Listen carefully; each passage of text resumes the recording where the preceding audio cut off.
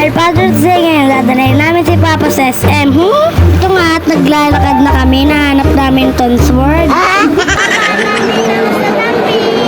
Dumping. Shout out daw po Tito Ampo, dahil daw po ni Choco. Hanap na rin kami ng makakainan dahil gutom na kami. Kaso ang daming tao. Yung bulsa lang ata ni Mama at Papa ang walang tao. Kaya tayan, bumili muna kami ng merienda. Ang mga oras na yan, dumating na rin sila Tito Reste. Bay, maglalaro na kami. Ito pa naman yung iniintay ni Papa.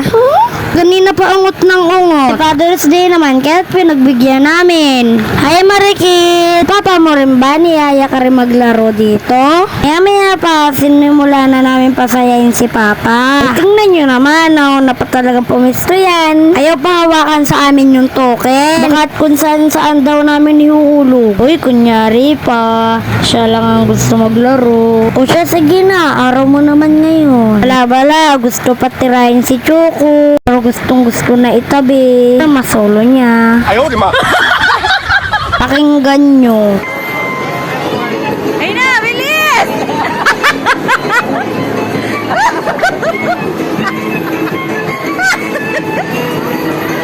Pati din naman si Mama, ligayang-ligaya eh. Pagkatapos nga ni Papa maglaro dyan, reklamo ng reklamo at yanong baho daw ng salamin. Kunyari pa, ganun din naman yung amoy niya.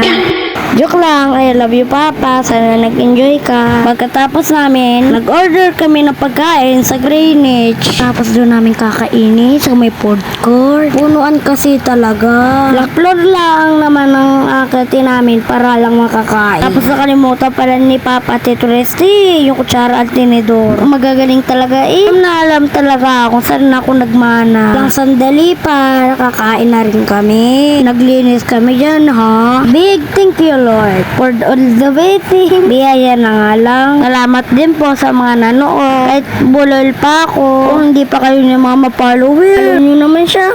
Yun lang, tapos na.